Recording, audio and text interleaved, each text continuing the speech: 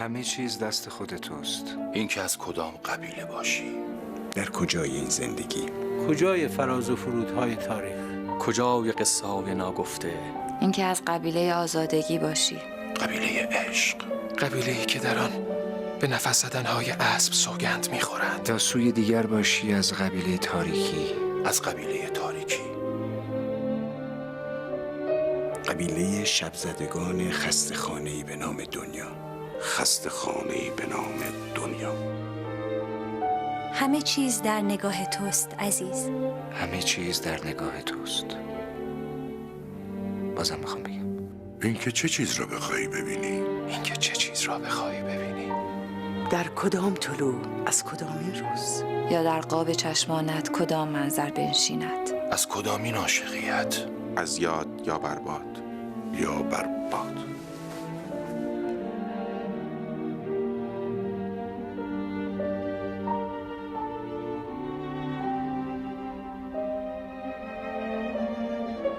تمام قصه گفتگوی تنهایی همین است.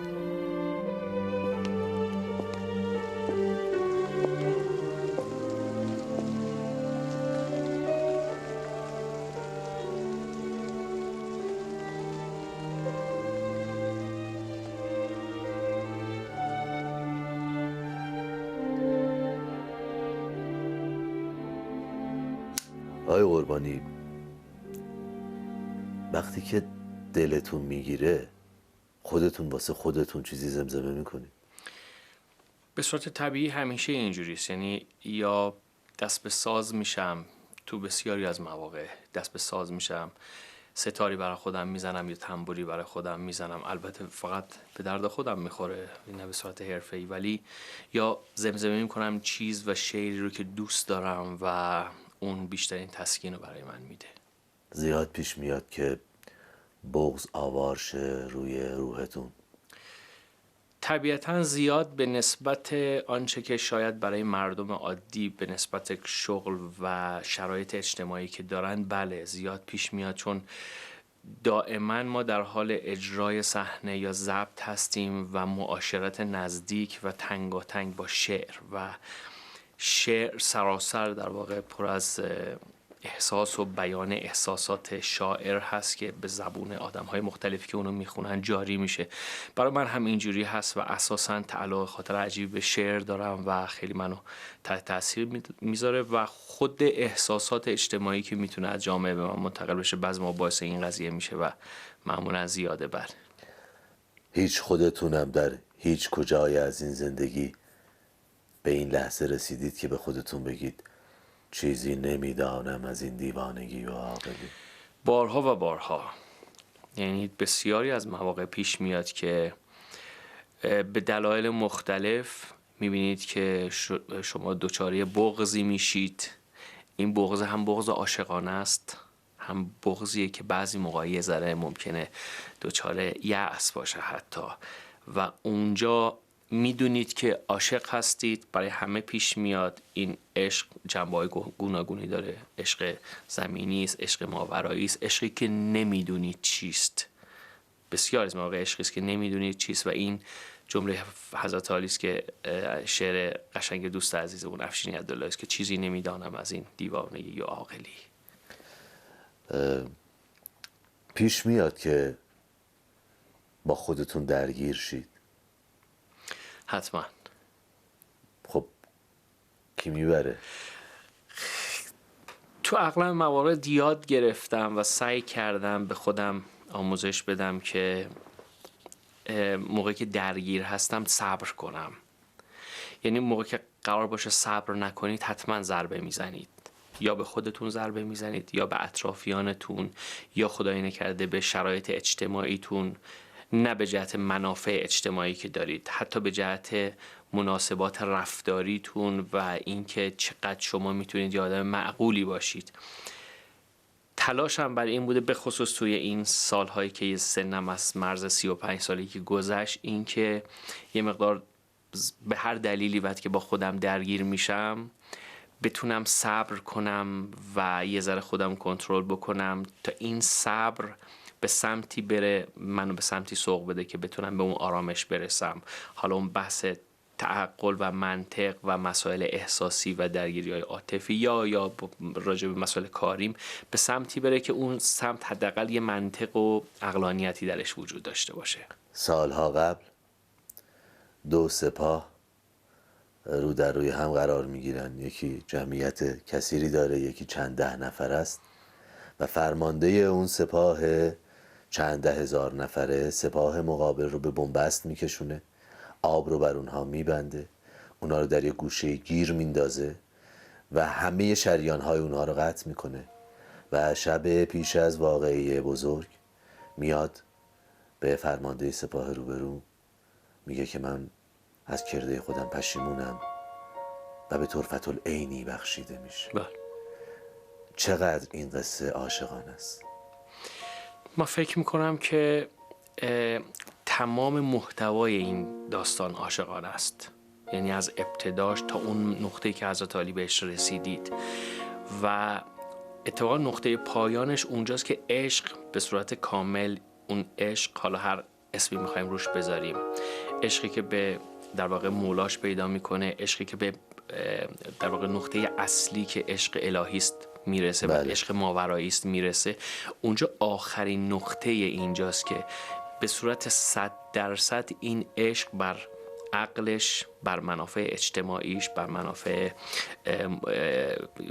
جایگاهی که توی نظام داره و اون سپاهی که داره و شرایط خانوادگیش میدونه کشته ممکنه خواهد بشه و آنچه که اینو احاطه میکنه و محاصره میکنه اون عشقه. عشق به صورت کامل اون نقطه پایانی است که همه وجود این آدم رو تسخیر میکنه و 100% بر اساس عشقش به اون مولاش یا اون عشق الهی عمل میکنه و محصلش اون چیزیست که میبینید.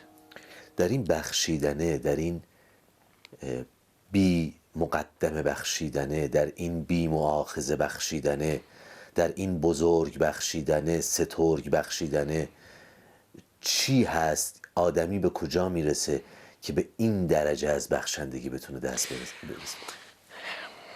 استنباط شخصی من اینه که موقعی که شما به صورت واقعی و بدون تعارف و بدون کلام، یعنی بدون اینکه به صورت ظاهری و صوری در کلام باشه، به صورت محتوایی عاشق بشی توی سطوح مختلف، اونجا دیگه خودتون رو نمیبینید. ماجرایی که باعث میشه یه آدم عاشق در واقع بتونه بخشش داشته باشه در بالاترین یا کوچکترین سطوح اینه که خودش رو دیگه نمیبینه. شما موقعی که عاشق میشید آنچه که میبینید جلوه دلبر یا نگاره، جلوه زیبایی است که در نگار و دلبر میبینید. به قول اون شاعری که میگه که وقتی که یک عاشق با معشوقش صحبت میکنه فرقی نمیکنه که حکایت از لب شیرین دهان سیمندام، شعر حضرت سعدی است، حکایت از لب شیرین دهان سیمندام تفاوتی نکند گر دعاست بر دشنام. یعنی عاشق معشوقش اگر دشنام بگه یا بخواد در واقع حکایت از خوبی های ایشون بکنه براش فرقی نمیکنه، فقط میخواد صدای دلدار و نگارش رو بشنوه.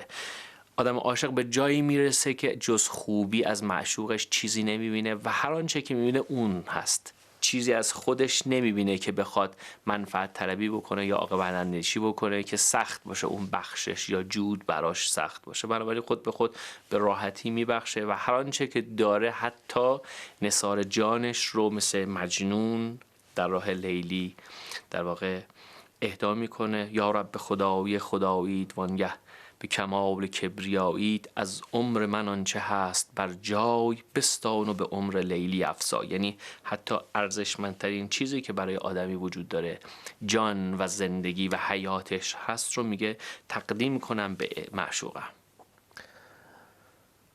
در خیابان‌های هر روزه زندگی که قدم میزنید چیزهایی هست که به روح شما زخم بزنه؟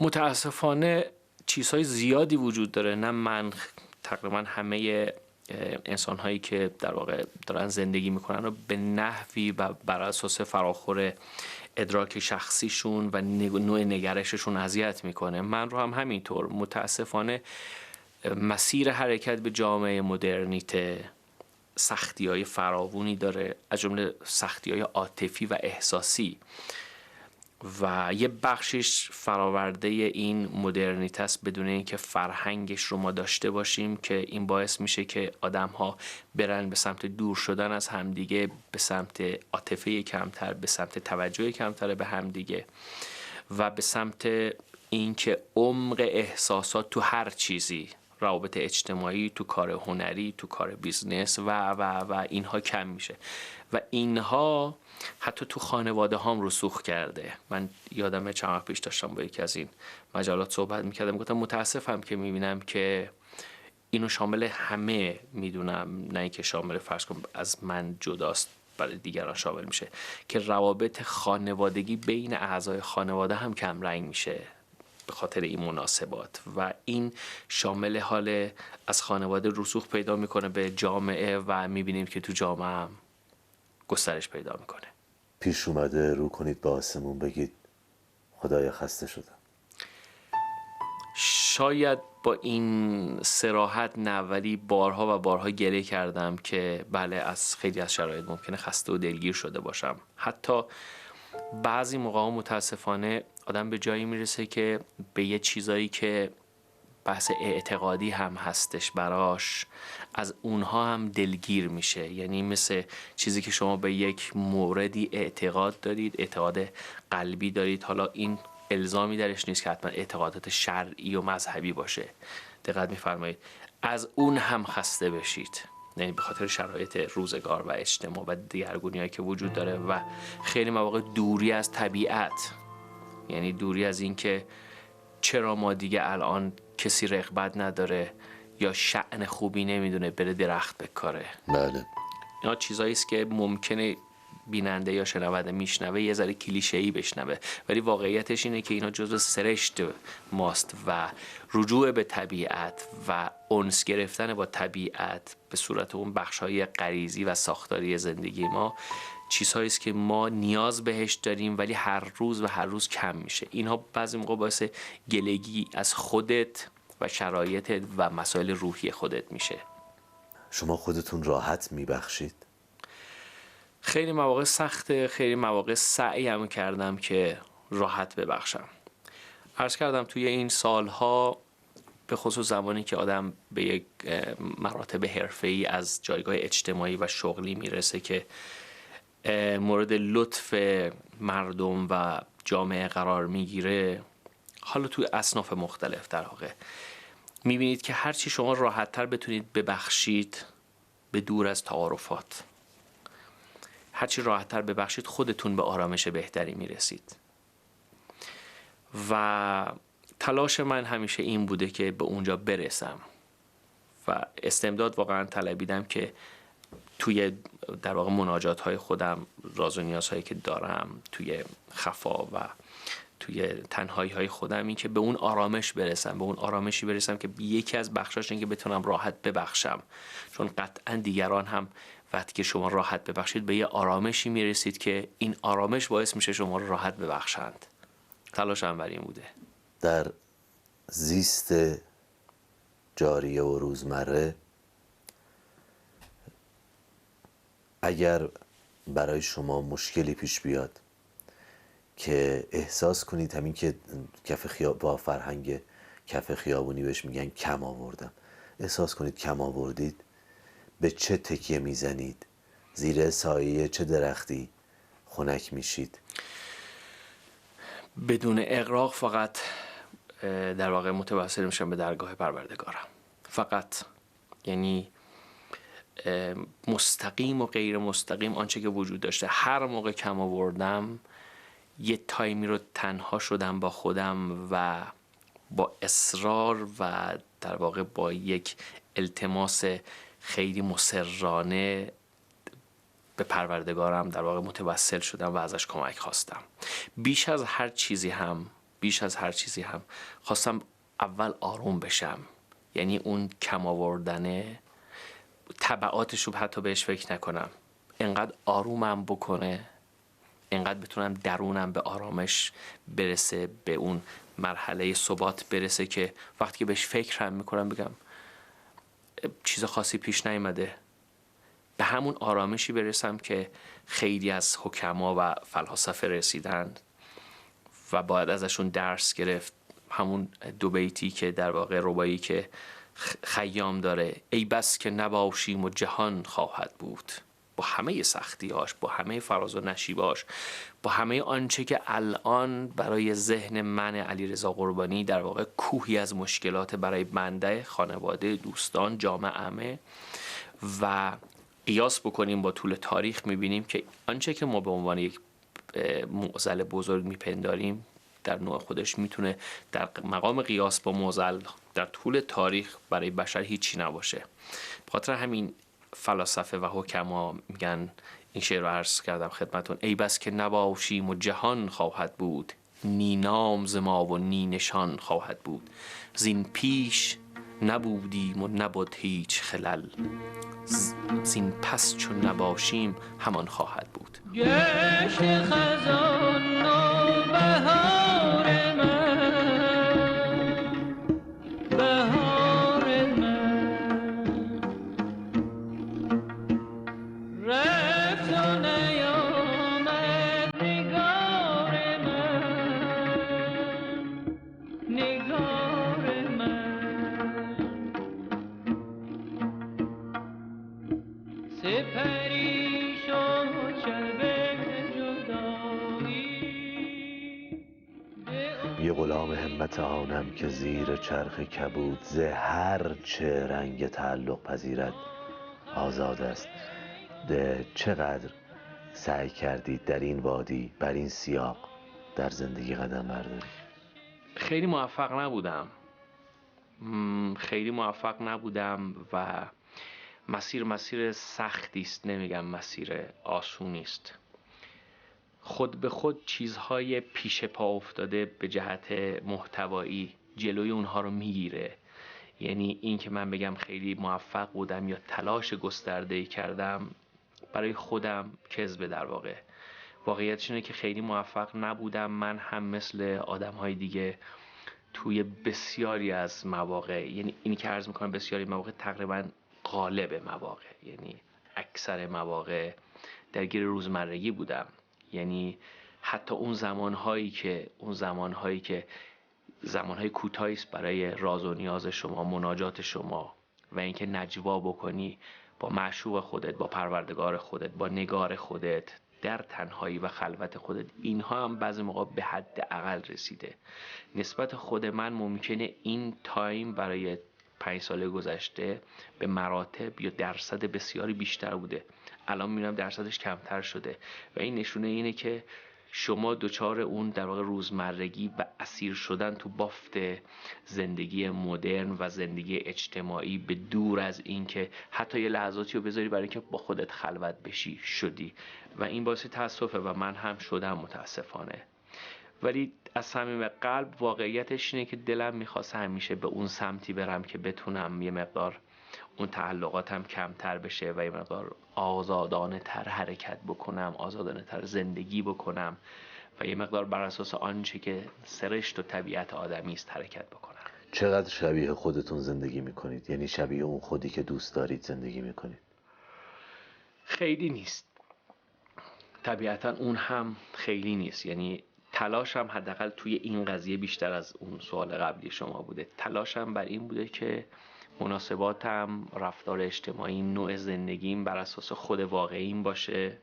همیشه هم روی این بحثی که میفرمایید با دوستانم بحث کردم که ما یکی از معضلاتمونه که خود واقعیمون نیستیم. اشکال نداره خود واقعیمون باشیم، اگر مورد نقد هم قرار گرفتیم که نقد منصفانه و مصلحانه بود، اینو اصلاحش بکنیم. اتفاقا آنچه که بد هست اینه که ما تو حتی زندگی عادیمون هم دچار ریاکاری هستیم، ریاکاری مفرط. بله. این ریاکاری شامل تلفن زدن بنده به اقوام درجه یک مثل عمه، خواهر، برادر، خاله و اینها دوستان نزدیک خواهد شد تا گسترش این ارتباطات. یکی از چیزایی که خودم اصرار داشتم این بوده که آدمی به صورت طبیعی خودش باشه، حتی اگر خدایی نکرده دیگران مورد رنجش واقع بشن، ولی دیگران هم به صورت طبیعی اگر بدونن شما خود واقعیتون هستید بدون ریاکاری، باز راحت‌تر شما رو میپذیرن تا اینکه در پس ذهنشون متوجه بشن که شما آدمی هستید که خب الان به تبع این شرایط سعی میکنید خودتون رو وفق بدید. برای زندگی دنبال بهانه‌های متفاوت از تنازع برای بقا هستید، برای زندگی قشنگتر، بهتر، دنبال بهانه‌های بزرگ، بهانه‌های دلخوش داشتنی هستید. بله. موفق هم میشید؟ تو بسیار از موارد بله، تو بسیار از موارد نه خیر. تلاشم برای این بوده که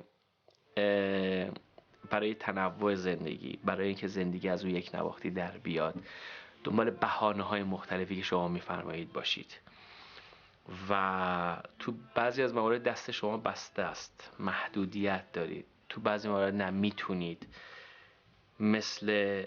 من مثال ساده‌ش رو میذارم، مثل یک حرکت خیرخواهانه بدون اینکه کسی شما رو ترغیب بکنه، مثل آدمایی رو من میشناسم و شما هم میشناسید و همه میشناسن، در دور و برمون هستن، هر کسی با جایگاه و لول خودش.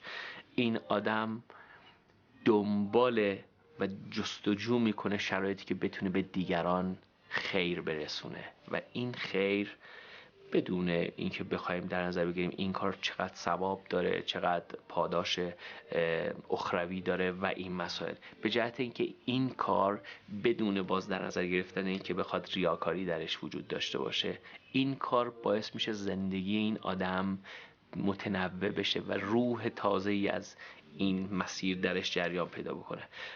و به عنوان برادر عرض میکنم کار سختی است اینی که شما به یک نقطه‌ای برسید که بتونید از خودتون بخشش کنید، صفتی که خداوند به شما ودیعه داده به صورت صفت در واقع سرشتی ودیعه داده و شما بتونید این صفت رو انتقال بدید. کار سختی است البته، ولی خب بعضیا واقعا تونستن به این رسیدن و این کارو کردن. چند باری در طول گفتگو به این مقابله عشق و عقل اشاره کردید که میگه پای استدلالیان چوبین بود، پای چوبین سخت بی تمکین بود. یک چیزی یاد من اومد، اینکه در واقعی که ازش صحبت کردیم یک سردار وفاداری پای در رود داره در آب و نگاه اول عقلانی میگه که خب طبیعیه که مقدار آب بخوره، مقدار جون بگیره، راحت تر بتونه مشکابشو ببره. اولین در واقع چیزی که عقل با آدم میگه همینه که با توان افزونتری مشک رو ببره. ولی انگار یه وقتی یک هیته‌ای یه جای ورود 2 تا 4 تای مرسوم نیست و هیته وفا، هیته عاشقیت انگار بر نمیتابه این استدلالات مرسوم و فراتر از اینه، بالاتر از این مداره، جای دیگری است. کجاست؟ حضرت دوست عرض کنم که من سالهای سال به خصوص زمانی که نوجوانی گذشته بودم فکر میکردم به همین جمله که شما میفرمایید، اگر کسی جای این سردار، واقعا سردار رشید قرار میگرفت، آیا به صورت منطقی این بهتر نیست که من خودم آب بنوشم و با تمام توان و با توان چند برابر یا مضاعف بتونم در خدمت اون کسی که علاقه‌مندم و مولای من هستش کمک بکنم یا نه؟ ولی واقعیتش که بعد از اینکه یه ذره سن من بیشتر میشه و سعی میکنم یه ذره به محتوا بیشتر توجه بکنم و آدم یه مقدار از اون هیجانات جوانیش کمتر میشه، یه جایی احساس میکنه که عشق بعضی موقع مفهومش همینه، حتی کار غیر منطقی کردن، کاری که به صورت منطقی و عقلانی توجیهی براش نداشته باشی. مثل خود مفهوم عشق که تو بسیار از مواقع میگویند عشق آن چیزی است که شما نتونی تعریفش بکنی، یعنی اگر بتونی تعریفش بکنی خیلی اون عشق واقعی نیست. مرز در عقل و جنون باریک است، کفر و ایمان چه به هم نزدیک است، عشق هم در دل ما سردرگم، مثل ویرانی و بخت مردم. از این کندن از تعلقات، از این درگیر مناسبات روزمره نشدن، از این در بند 2 تا 4 تای مرسوم نبودن رو چقدر رفیق روزها، هر روز زندگیتون میکنید؟ درصد زیادی نیست، درصد زیادی نیست. این هم با تأسف عرض میکنم درصد زیادی نیست، چون به صورت طبیعی من همه اینها رو میخوام بگم که یه بخش عمدهش برمیگرده به مناسبات اجتماعی و روزگار و شرایط معیشتی، اقتصادی، اجتماعی.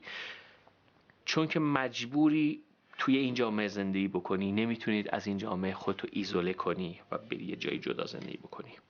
من یه دوستی دارم توی ونکوور که سالهای سال توی کانکسی در دل جنگل ها زندگی میکنه، در ونکوور که یکی از زیباترین شهرهای دنیا هست و با اون امکانات فوق‌العاده‌ای که وجود داره. فقط به جهت اینکه میگه شرایط روزگار و شرایط اجتماعی و فضای مدرنیتی که وجود داره، بدون احساس، بدون رجوع کردن به طبیعت و سرشت، خسته شدم.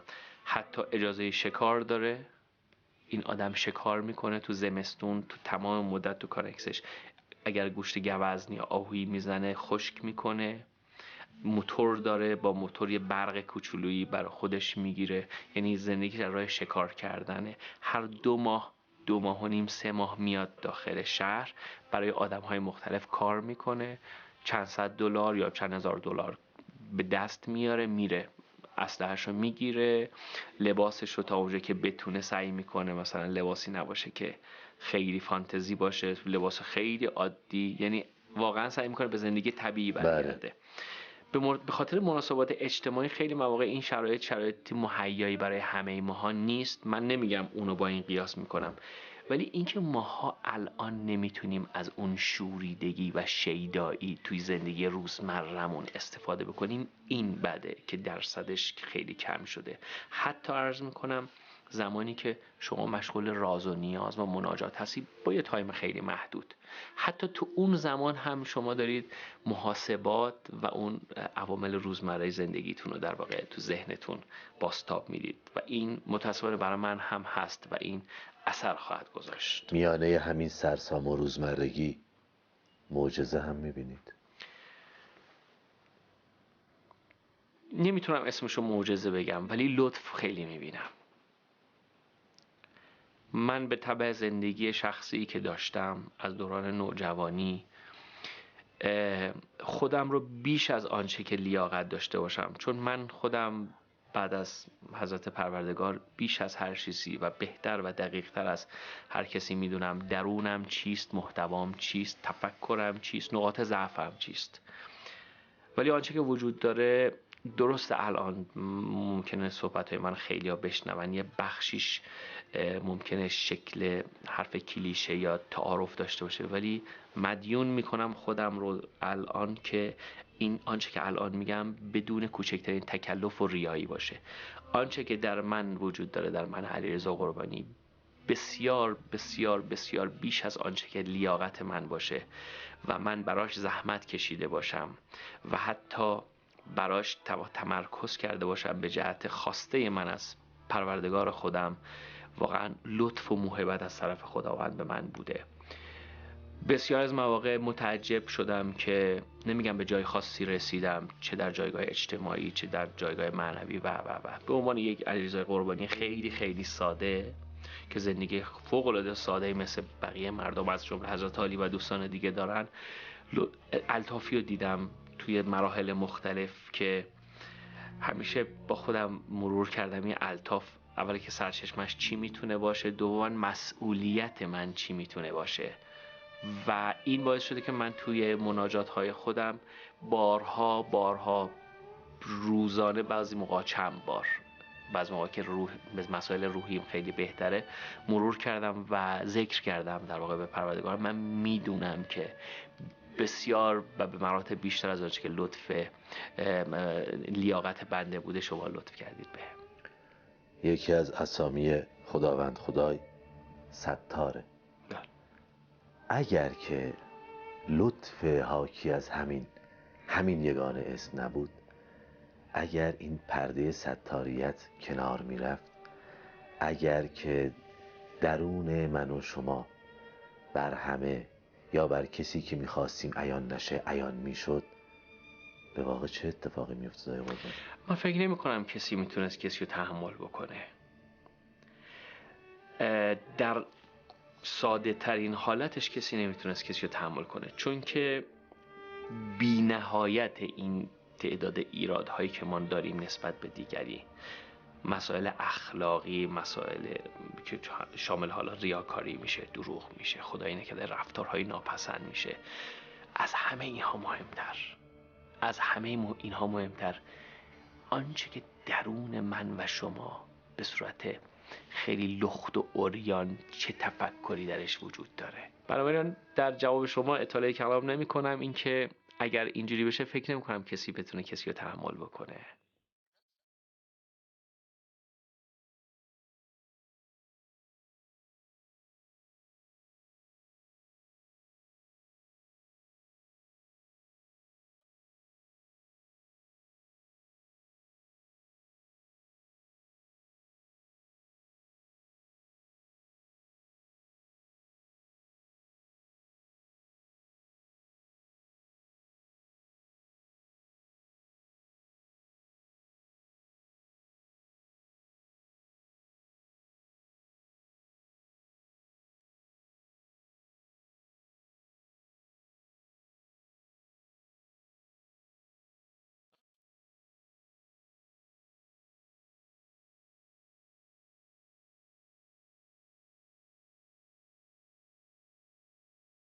اگر بخواد یک آرزو و صرفاً یک آرزو داشته باشید، اون چه خواهد بود؟ سخت یک آرزو، معمولا آدمی بیش از هر چیزی آرزو داره، ولی آنچه که من بدون تعارف دلم میخواد این که به جهت حتی به مسائل اخروی هم الان خیلی نمیخوام اینو ربطش بدم، آنچه که خودم میخواد ساخته شدن خودمه، جدای از مناسبات اجتماعی هیچ ربطی به اونها نداره. دلم میخواد خودم به جهت محتوایی و درونی به یک بینش و به یک آگاهی و به یک رشدی برسم بدون اینکه کسی بفهمه یا نفهمه یا بازتاب خارجی داشته باشه یا نداشته باشه، که قطعاً داره و نمیتونه بدون بازتاب باشه. به یک رشد و بینش و آگاهی درونی برسم که این باعث آرامش من بشه و بتونه اون عیب‌ها و ایرادهای من رو رفع بکنه. و شاید اون مفهومی که از آدمی و انسانی تو تمام ادیان داریم، یکی از آرزوهای من اینه که خداوند کمک کنه به اون نزدیک بشم واقعا، و ای کاش هممون بتونیم بشیم، نه در قالب شعار. سپاس برای شما که آمدید به گفتگوی تنهایی. خدا نگهدارت. سایتون کم نشه.